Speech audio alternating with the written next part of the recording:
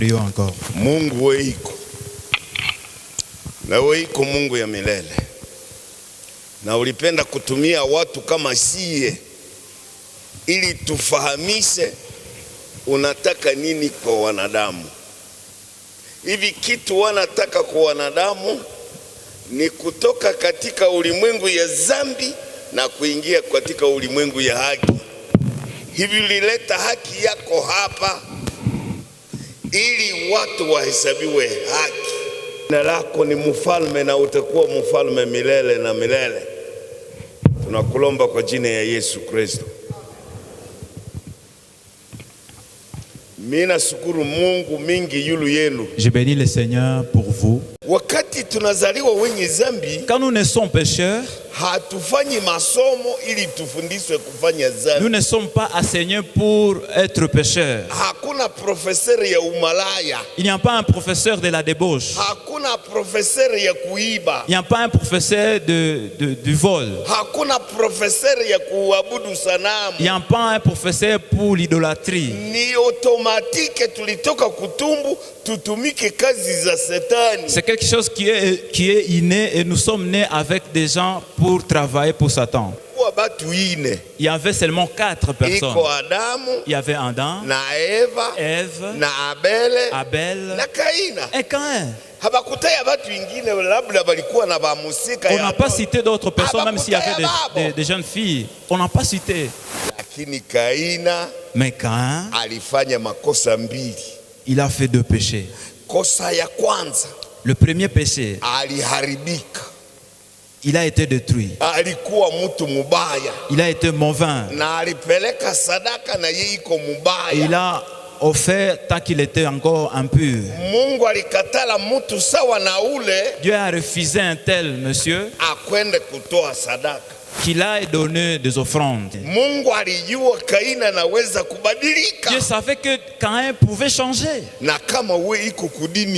Et si vous êtes dans notre communauté et vous êtes de nature de Caïn, Dieu sait que tu peux changer.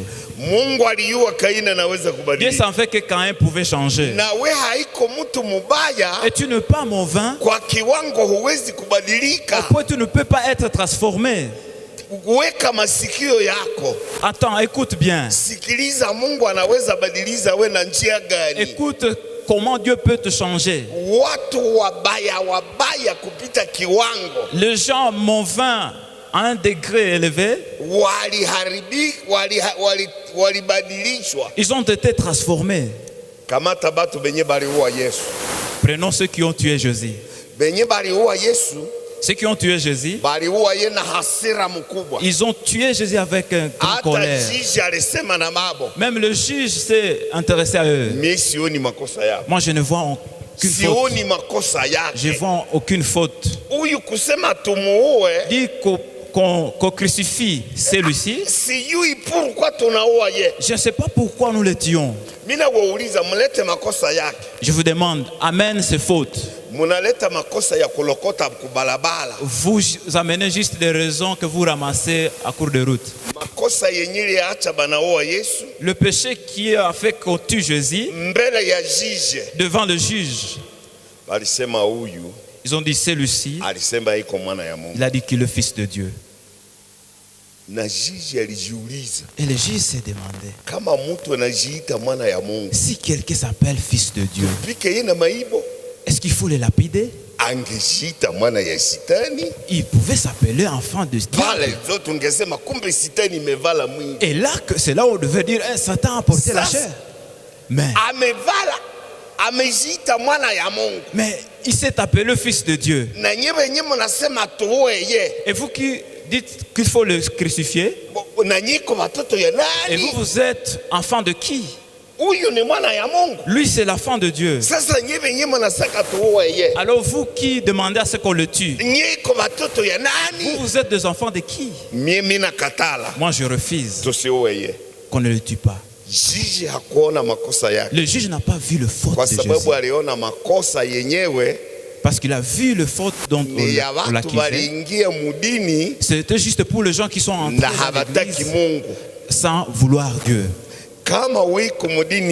Si vous êtes dans notre église et vous ne voulez pas de Dieu, vous allez juste amener des querelles au milieu de nous. Parce que nous voulons juste te dire, être enfant, un homme de Dieu, c'est quitter le temps du péché et commencer à vivre la sainteté ici et marcher devant les yeux de Dieu. C'était une fois, Dieu a visité son homme. Il a visité Abraham. Et lorsqu'il a vu Abraham, il a dit ceci. Lisons les Écritures. Le livre de Genèse, chapitre 17, et le premier verset. Et Abraham était âgé de 99 ans.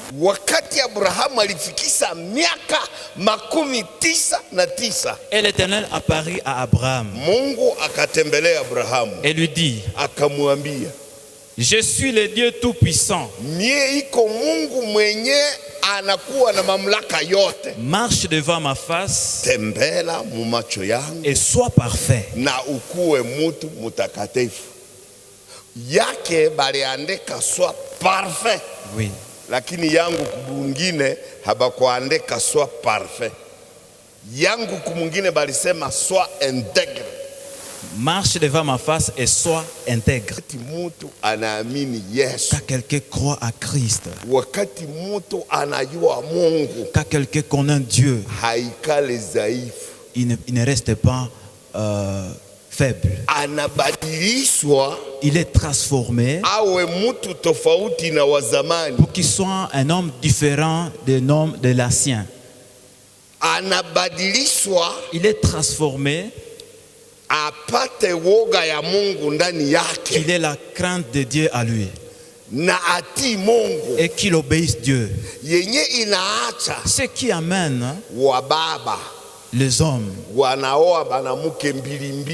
épousent deux femmes, c'est parce qu'ils ne connaissent pas Dieu. Et ce qui amène aux femmes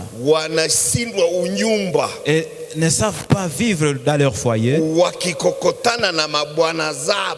et s'entretirer avec leur mari,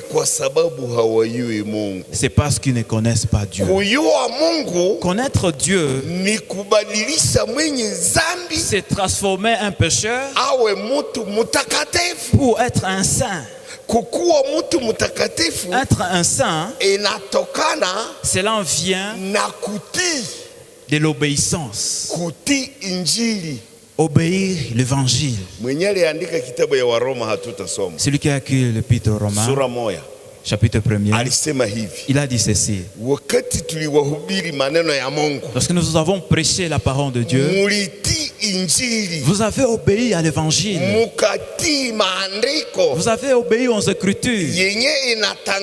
Ce qui est proclamé que Dieu a visité le monde. Et si Dieu a visité le monde, c'est pour que vous marchiez devant lui tout en étant saint comme Abraham. Abraham a été appelé par Dieu dans le chapitre 12. Dieu a parlé à Abraham. Abraham, viens. Nous voulons faire une alliance avec toi. Tout le monde sera changé à cause de toi. Et tout le monde, les gens vont apprendre de toi à cause, vont apprendre de Dieu à cause de toi. À l'époque d'Abraham, il n'y avait pas le livre de Genèse. On n'avait pas Exode. On n'avait pas Lévitique. Nous n'avions aucune écriture.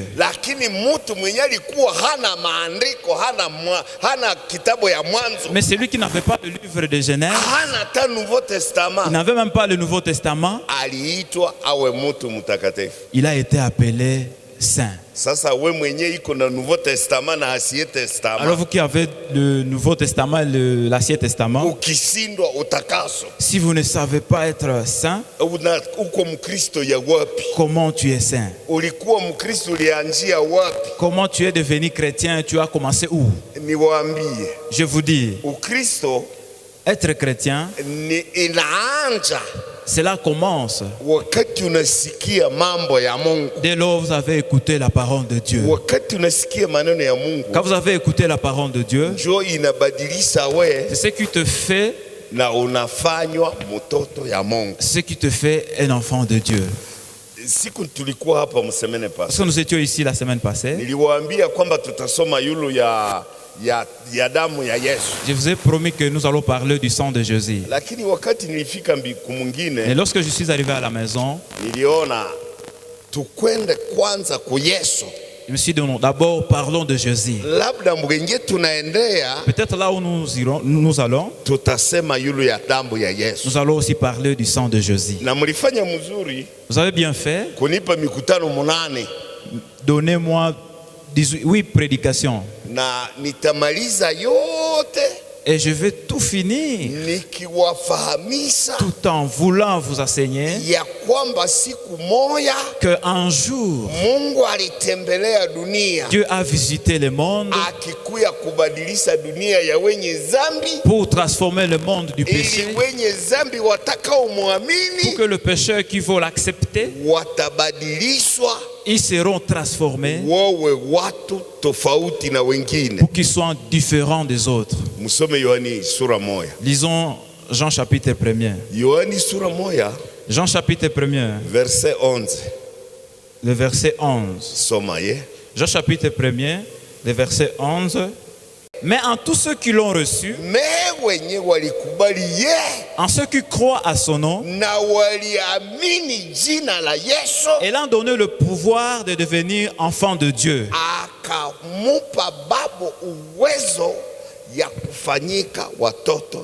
Lesquels sont eux? Je vous dis, quand quelqu'un croit en Christ, il reçoit. Il reçoit quelque chose. Lisons le verset 12. Mais en tous ceux qui l'ont reçu, à ceux qui croient en son nom, il a donné le pouvoir de devenir enfants de Dieu, lesquels sont eux. Il leur a donné le pouvoir. Il leur a donné le pouvoir pour devenir enfant de Dieu. Les gens ont été faits enfants de Dieu dans le monde du péché. Et les gens sont divisés en deux. D'autres l'ont refusé. Disons, les uns l'ont refusé et les autres ont accepté. Ceux qui ont accepté, ils ont reçu le pouvoir de devenir enfants de Dieu. Être enfant de Dieu dans le monde du péché, vous devenez quel type d'homme parmi tant d'autres? Il y a plusieurs choses qui transforment les gens, qui changent les gens.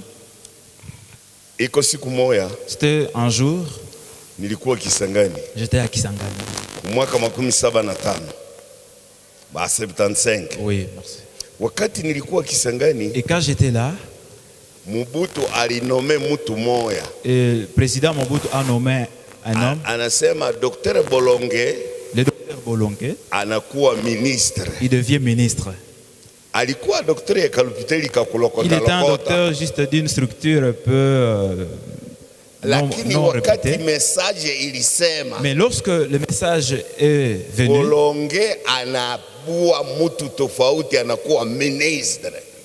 Bolonge est nommé des gens ministres.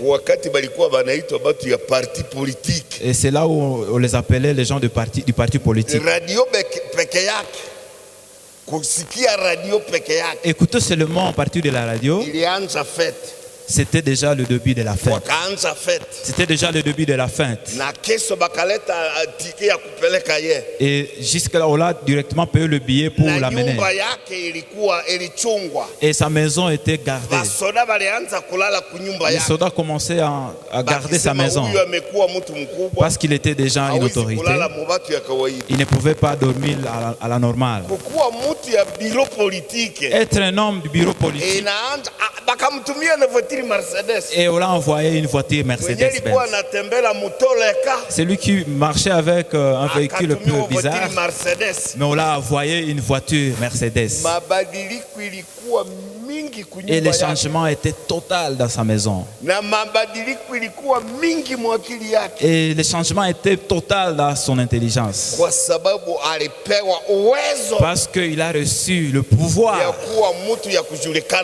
d'être un homme grand, d'être un grand homme ou alors un homme renommé. Docteur Hamakule. Monsieur le docteur Hamakule.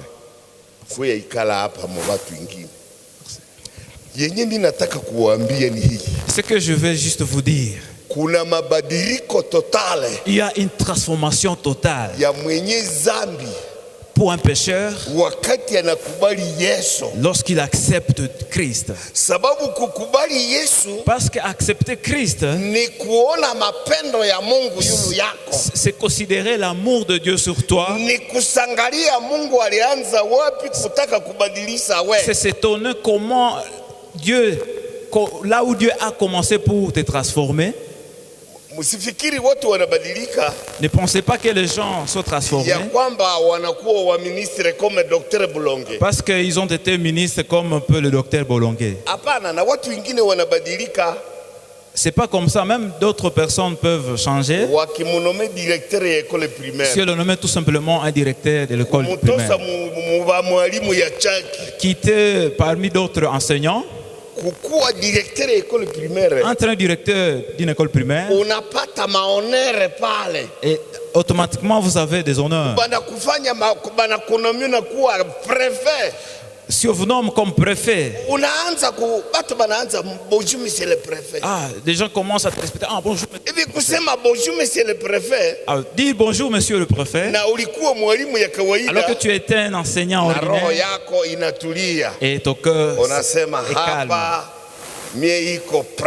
Et là, vous dites, moi, je suis préfet. Être un homme de Dieu se différera de cela. Parce que se recevoir de Dieu, le pouvoir de devenir enfant de Dieu. Être enfant de Dieu. À partir de quoi? C'est sorti dans le dispute de gens. Et lorsque les gens ont refusé Jésus, ils ont continué avec le dispute. Je sais de voir dans Jean chapitre 7 ce qui ont refusé Christ. Jésus a répondu ceci: vous mourrez dans vos péchés. Parce que vous refusez de croire à ce que Dieu a pensé pour vous. C'est pourquoi ne soyez pas parmi nous ici si vous n'êtes pas encore transformé pour être enfant de Dieu. Parce que si vous discutez encore avec l'évangile, Jésus dit vous allez mourir dans vos péchés. Et lorsque vous mourrez dans vos péchés, nous n'allons pas te suivre dans ta souffrance du péché. Parce que c'est toi qui as refusé. C'est toi qui as discuté. Le paganisme, c'est la dispute devant les hommes de Dieu. Se refuser à être dirigé, conduit par Dieu. Vous pensez? Quand Dieu a fait la loi, il a rencontré des gens vivant dans les désordres. Il n'y avait aucune loi qui devait les conduire. Et c'est pourquoi il a amené la loi. Il a dit ne vole pas. Si vous dérobez, dites tant pis pour Dieu. Si vous faites la débauche, Dieu savait. Et Dieu, lorsqu'il a écrit le 10 commandements, et lorsqu'il a dit ne fais pas la débauche, il savait que les gens vont à cette activité. Et si les gens font la débauche, c'est parce qu'ils ne savent pas ce que Dieu a dit par rapport à la débauche. Et lorsque Dieu a parlé de la débauche, il a aussi parlé de l'idolâtrie. C'est pourquoi aujourd'hui, les débauchés, ils sont entrés dans l'église. Et ils n'ont pas honte.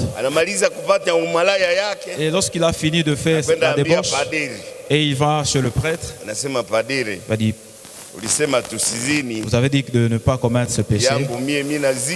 Moi, je fais la débauche. Et quand je suis arrivé à Beni, je couchais avec une femme. Je ne sais pas ce que vous pouvez dire, prêtre. Et le prêtre dit, lis le chapelet plusieurs fois.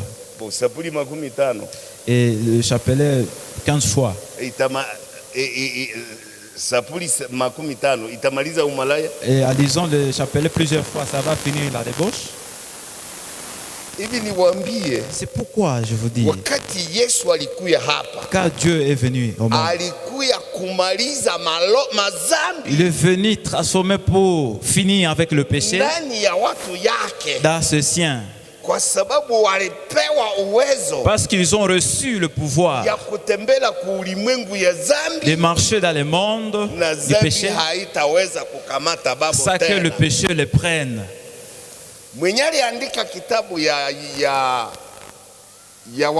Celui qui a écrit l'épître aux Romains, il a dit quelque chose au chapitre 6. Je voulais demander au docteur qui est ici présent qui nous lise le chapitre 6 des Romains. Ayant été affranchi du péché. Nani iko na ile Swahili Zanzibar atusomee. 18 inasomeka hivyo. Na mulipokwisha kuwekwa huru mbali na dhambi. Mulipokwisha kuwekwa huru mbali na nini? Mukawa watumwa wa haki. Atia pale. Mulipokwisha kuwekwa huru mbali na nini? Ayant été affranchi du péché. Docteur yiko hapa. Le docteur est ici. Simama. Lève-toi.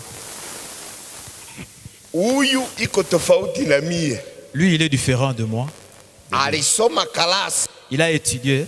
Yote ya udokotere. Il a fini. Kenyana katala. Ce qu'il refuse, ni kukula na mikono haya nawa mikono. Se manger, ça, se laver les mains. Kwa sababu anaogopa mchafu. Parce qu'il a peur des microbes. Pour qu'il ne tombe pas malade. Mimi nilitoka kunyumba yangu asubuhi wakati. Mais moi, je suis sorti de ma maison ce matin. Nilinawia kule mutoilette yangu ya ndani. Je me suis lavé là à l'intérieur. Nikakutana bagarso banakula bugali. Et j'ai rencontré le jeune gens manger la pâte. Il dit, vous ne vous êtes pas lavé. Bon, pourquoi je veux me laver? Et je pris la pâte, je mangeais. Parce que je ne sais pas là où il y a le microbe. Est-ce lui il peut manger comme moi? Et il ne peut même pas manger avec les mains. Il mange avec les cuillères. Pour avoir peur des microbes. Parce qu'il a été mis loin de gens des microbes. Il a été mis loin de gens sales. Lui, il a beaucoup d'années, 20 ans d'études. Et moi, j'ai 5 ans d'études.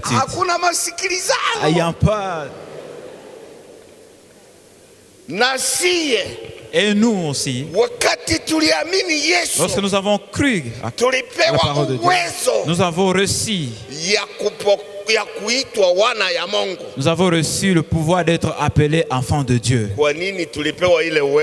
pourquoi nous avons reçu ce pouvoir? Parce que nos péchés ont été ôtés. Et lorsque nous avons cru en Christ, nous avons cru quitter le péché. Si vous lisez 1 Épître de Jean, chapitre 3. Le chapitre 3. Si vous lisez le 5e verset. Docteur Somaye.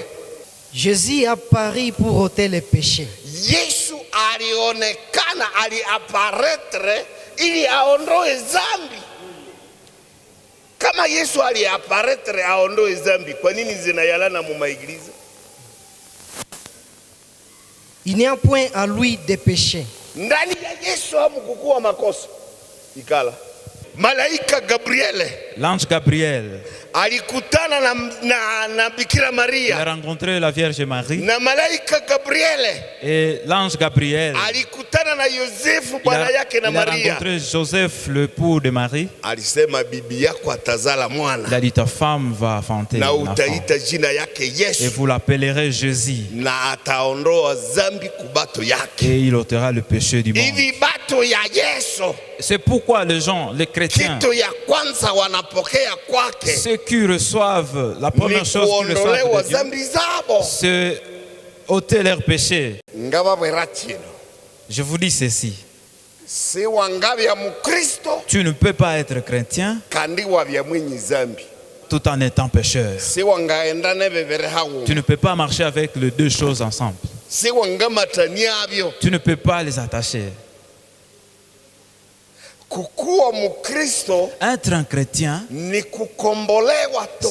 c'est être libéré du péché. C'est quitter sous le pouvoir du diable et recevoir le pouvoir d'être appelé enfant de Dieu. Et si vous êtes enfant de Dieu, il n'y a pas de tentation qui va t'amener à revenir dans le péché. Ce ne sera pas possible. Il n'y a aucune chose que Satan va faire pour rencontrer quelqu'un qui a le pouvoir de s'appeler enfant de Dieu et qui le cajole, qui le... Et il dit, vous étiez avec moi il y a longtemps et vous êtes entré à Christ. Tu ne peux plus revenir chez moi. Moi et le Père, nous sommes un. Alors les Juifs prirent de nouveau de pierre pour les lapider. Juste après cela, les Juifs ont pris de pierre. Ils ont pris de pierre. Je ne sais pas si c'était dans l'église ou c'était dans quel lieu. Ils ont pris de pierre là-bas pour vouloir tuer Jésus. Depuis qu'on l'a refusé au début, lorsqu'il s'est expliqué devant eux, et ils ont encore refusé. Ils ont pris les pierres pour les lapider. Et là, ils peuvent prêcher pour être sauvés. S'ils prennent le pierre à cause de sa parole,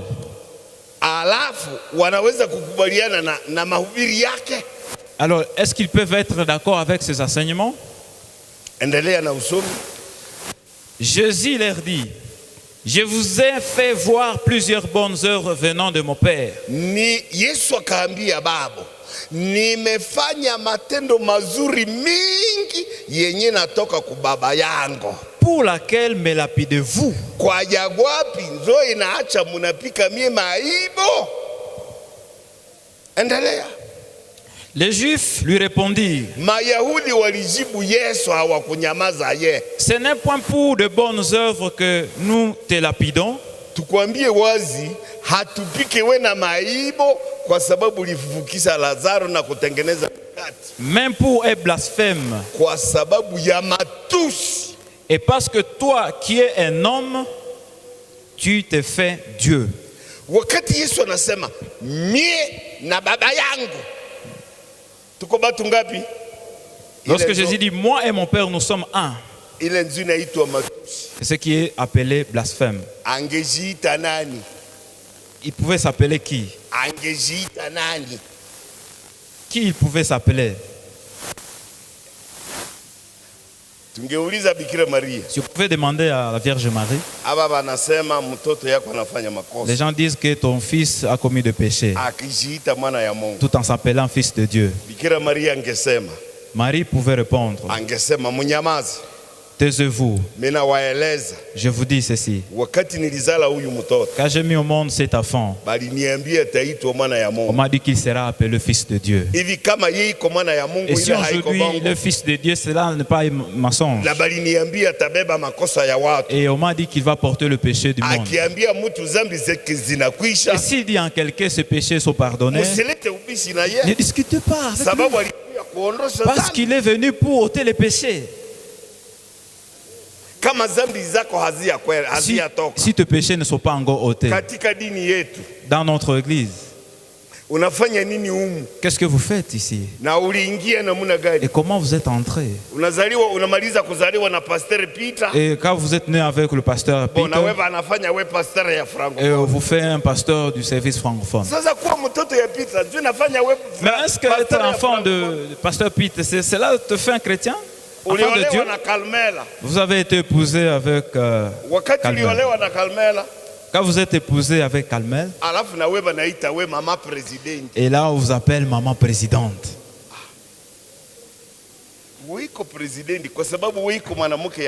Vous êtes présidente parce que vous êtes épouse à Carmel.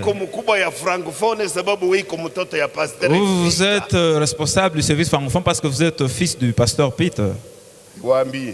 Je vous dis, ceux qui vont travailler le service de Dieu, ils ont été enseignés ce que Jésus est venu faire. Quand Jésus est descendu du ciel, il est venu faire un travail, ce qu'on ne pouvait pas faire de nous-mêmes. Je vais vous dire un de ce qu'il est venu faire. Il est venu ôter le péché. Lisons cette écriture. 1 Jean chapitre 3, verset 5. Or vous le savez.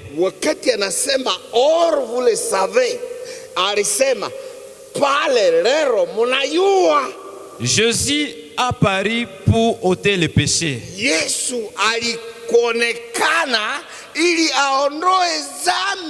Et il n'y a point en lui de péché.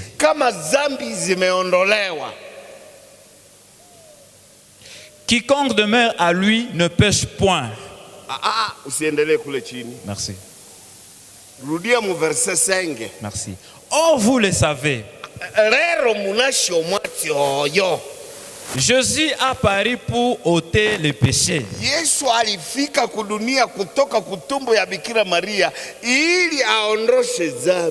Et il n'y a point à lui de péché.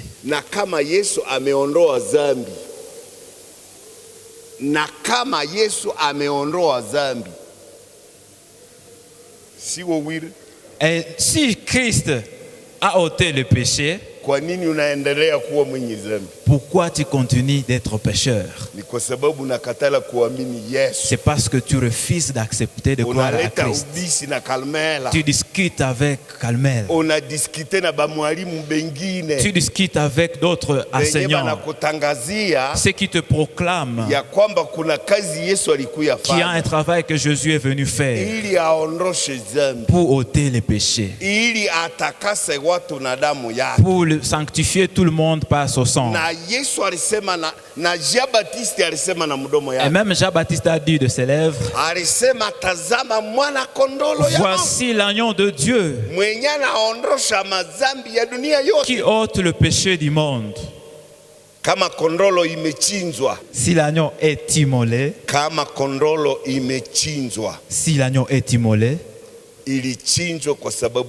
cela est immolé à cause de vous. Pour que tu ne discutes plus avec cette parole. Ne discute plus avec cette parole. Le Fils de Dieu est immolé pour ôter le péché du monde entier.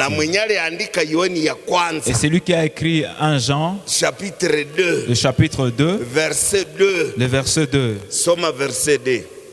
Il est lui-même une victime expiatoire pour nos péchés.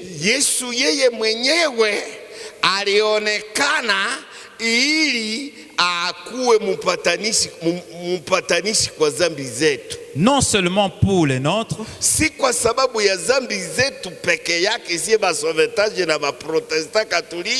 mais aussi pour ceux du monde en Dieu.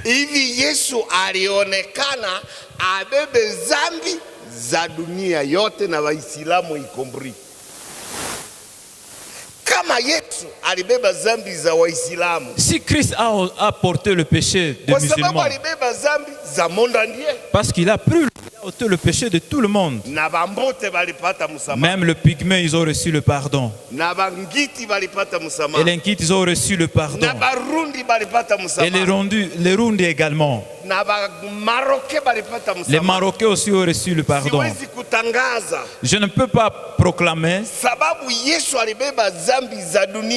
parce que Jésus a porté le péché du monde entier. C'est pourquoi quand Jésus est accepté,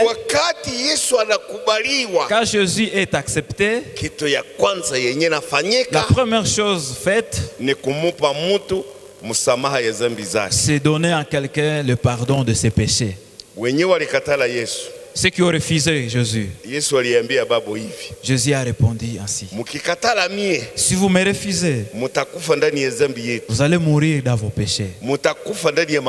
Vous allez mourir dans vos péchés. Vous pouvez aussi être parmi nous ici et mourir dans vos péchés. Dans notre église, dans notre communauté, dans notre religion communauté ici, cela est venu de CBCA. Et ce qui nous a amené de venir créer ça ici, les autorités de la communauté CBCA, ils ont dit qu'Almel ne prêche pas bien. Il dit quand quelqu'un a cru à Christ, il ne peut plus revenir dans le péché. Ça c'est juste mensonge. Je vous dis, le mensonge, ce qui est la vérité de Dieu, on l'appelle mensonge. Les gens ne savent pas ce que veut dire le péché. Et lorsqu'ils disent que quelqu'un peut revenir dans le péché, ils ne savent pas ce que le péché donne. Un homme de Dieu, il a commis le péché. Il était un prophète. Et son péché était, on l'a envoyé aller prêcher à Ninive. Il a refusé d'aller prêcher. Je n'irai pas prêcher. Que ces gens-là meurent. Moi je ne peux pas prendre mon temps là-bas. Parce que Dieu a pris la décision de les détruire. Qu'il les détruit. Et il a pris ses bagages. Lorsqu'il a fait ses bagages, il a commencé le voyage. Et Dieu a dit: si tu es arrivé là où tu vas, si tu arrives là où tu vas, alors tu n'es pas mon mien. Et lorsqu'il est parti, il a rencontré le déséquilibre de la mer. On l'a demandé: quand la mer est déséquilibrée maintenant, cela est dû à quoi? Lui-même a dit: cet déséquilibre dans la mer, c'est mon péché. Si vous revenez dans le péché, si le païen te demandait lentement, Et lorsque vous donnez naissance à un enfant débauché, à partir de la débauche, est-ce que vous êtes sauvé? Et qu'est-ce que vous allez dire de ton péché à partir de la débauche? Disons de ta grossesse à partir de la débauche. Il y a un chrétien, il était avec sa Bible. Et avec sa Bible, elle a mis sa Bible sur son lit. Et il a amené juste débauché dans sa maison. Et ce débauché a fait de blagues. Papa, commençons par la prière. Ta Bible est ici, commençons par la prière. C'est monsieur, ce papa. Bon, laisse d'abord la Bible.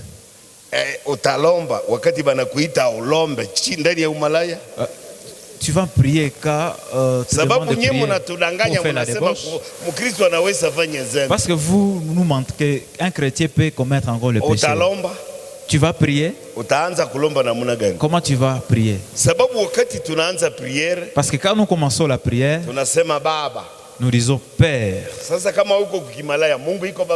Et lorsque vous êtes débauché, est-ce que Dieu est ton Père? Dieu ne peut pas avoir des enfants qui te ressemblent. Tu ne sais même pas vivre ton foyer. Tu ne sais pas vivre avec ta femme. Tu ne sais pas le faire. Comment tu vas prier? Parce que Dieu n'est pas un Dieu de gens de mauvaise vie. Mais il est le Dieu de ceux qui ont été lavés par le sang de Jésus. Et si le sang de Jésus vous a lavé, alors là, dès lors, vous êtes des gens enfants de Dieu. Et Pierre a écrit, parce que vous êtes né de nouveau,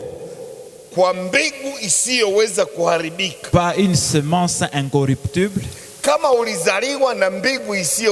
Si vous êtes né d'une semence incorruptible, si vous revenez dans le vol de poules, est-ce que là la semence n'est plus détruite? Monsieur le docteur, il y a un docteur de Biakato. Il va faire l'opération. Il va faire l'opération pour les hommes et pour les femmes. On va juste lui donner le matériel qui vient de l'État. Il vole le matériel là. Les infirmiers, ils ont dit qu'il a volé le matériel. Et on est allé annoncer cela à la police. C'est que le matériel que vous avez volé, ramenez-les. Et on est allé prendre cet appareil. Et on a mis ces microscopes sur son cou. Et on l'a amené dans le riz de Biakato. Et l'appareil là était sur son cou. Le docteur, c'est lui qui vole le matériel de l'hôpital. Et à cette là directement pris. Parce que son métier est arrêté là. Les docteurs sont deux groupes. Ce n'est pas un docteur comme celui-ci. Lui, il est allé faire juste une formation à Nyakundi. Bon, lorsqu'il est arrivé là, parce que tu vas dans le coin reculé, on va juste t'apprendre comment donner naissance à un enfant. Et donc ce rôle, c'est juste c'est amener au... Oui. Et ça s'arrête jusque là. Et lorsqu'on l'a vu dans le vol de matériel de l'hôpital, et son petit diplôme là de tromperie, on a pris ça. Si les pécheurs savent contrôler les siens, et si vous commettez le péché, comme Jonas. Dieu va se taire. Devant toi, quand tu refuses Dieu, devant toi, il y a des choses que tu ne connais pas. Jonas ne savait pas ce qui va arriver. Et devant vous, maman, si vous discutez avec ton mari, ton foyer aura des problèmes. Vous allez rencontrer des difficultés parce que vous êtes engagé pour obéir votre mari. Et lorsque le pasteur est ici pour célébrer votre mariage, il demande aux mariés, vous allez l'obéir? Et il répond, je vais l'obéir dans toutes choses. Et même dans le temps de souffrance. Mais lorsque nous arrivons à la maison, lorsque vous demandez balayer la maison, il dit, mais est-ce que vous n'avez pas aussi les mains pour ça? Là, il obéit toutes choses. Mais est-ce que balayer juste la maison, c'est quelque chose qu'il faut vraiment demander? Mais si vous ne savez pas balayer la maison, est-ce que ça c'est vraiment à demander? Ça devrait être automatique. Vous qui ne savez pas me faire ce qui est automatique, comment vous verrez Dieu? Par quel moyen, par quelle voie? Tu passeras où? Je vais vous dire par rapport au nom de Dieu. C'est lui qui a discuté avec Dieu. Si vous discutez avec votre femme, vous discutez avec votre mari, vous discutez avec les hommes de Dieu, vous allez rencontrer des choses que l'un a rencontrées. Il y a eu des bouleversements dans la mer. Et avant qu'il y ait de bouleversements dans la mer, et devant il y avait un poisson. Est-ce qu'il savait qu'il y avait un poisson lorsqu'il refusait l'appel de Dieu? Et lorsqu'il a refusé Dieu, il pensait que c'est entrer juste dans le bateau et traverser calmement et partir là où il voulait. Et vous passez aussi discuter avec la parole de Dieu, c'est juste des choses avec lesquelles il faut jouer. Si vous refusez Dieu, Satan ne va pas te refuser. Il va te faire son travail. Et quand Jésus est apparu au monde, il est venu faire d'autres choses, deux autres choses. Et lorsqu'il a fait la première chose, il est venu pour ôter les péchés.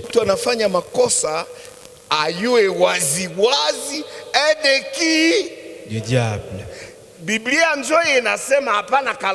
C'est la Bible qui le dit, pas Carmel. C'est lui qui pêche. C'est lui qui discute avec Dieu. Il est du diable. Parce qu'il ne sait pas ce que Dieu veut de lui.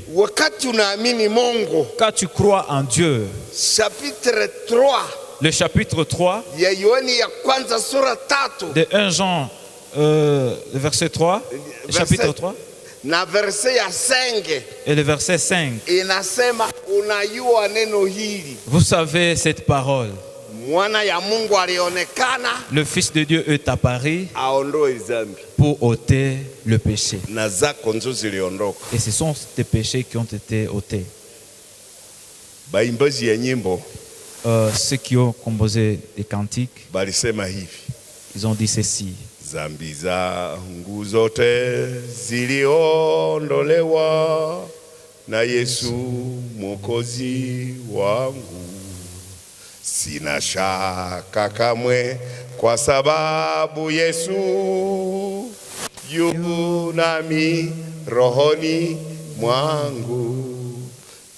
Zambi zangu zote ziliondolewa. Tous mes péchés ont été ôtés. Kama zambi ziliondolewa, si les péchés ont été ôtés, Mungu alinitengeneza niwe mtu mpya. Dieu m'a fait un nouveau. Na muyue kitu kenye Yesu alifanya yulu ya wenye zambi na yulu ya sitani. Ce que Dieu a fait pour le diable. Sababu sitani alianza makosa tangu mwanzo. Le Fils de Dieu a paru en fait de détruire les œuvres du diable. Le Fils de Dieu a apparaître,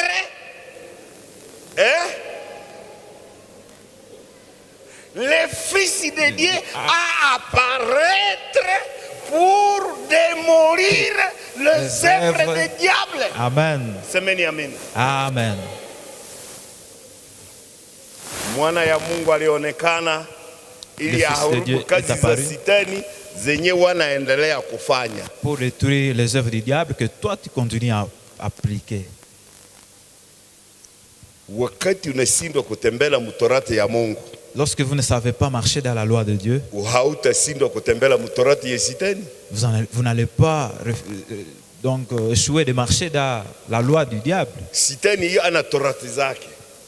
Le diable lui a ses lois. Anasema fanya kiburi na bwana yako. Il dit sois arrogant devant ton mari. Utaona atatutumikia. Ouais, ils vont travailler pour nous. C'est comme nakatala weye. Et s'il te refuse, ataoa ingine. Il va épouser une autre. Na tutakuwa tumemwavoir. Et on l'aura des gens. Retobohaka bukwi bawe. Laisse le dispute auprès de ton mari. Akayite batyakashoma. Il se trompe, il nous trompe qu'il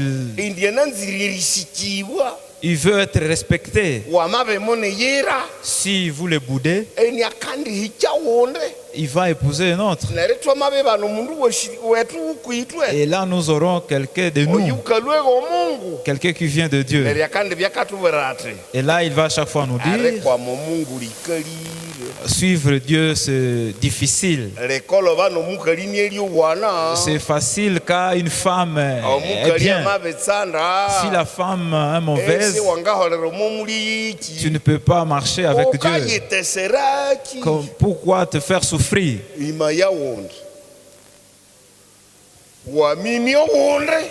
Si tu prends une autre, et là, diront que tu n'as jamais connu Dieu. Là, on ne veut pas dire que vous êtes juste tombé. Sachez que vous êtes entre les mains du diable. Parce que Dieu, il a envoyé Jésus pour détruire les œuvres du diable.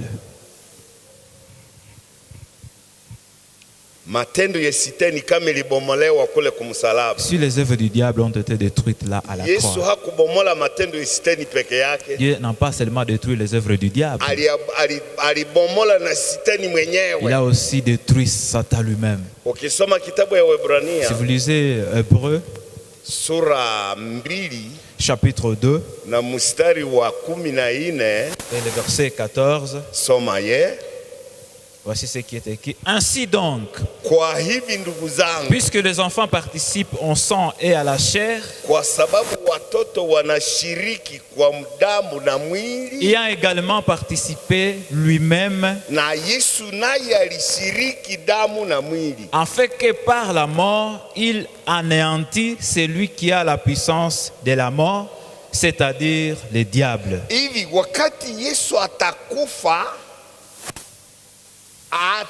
Ataneandire. Yesu alikuya kuaneandire. Jésus est venu anéantir. Nyewe nye mnajua Kifaransa. Kurudisha neno munea. Vous qui connaissez le français, dit néantir.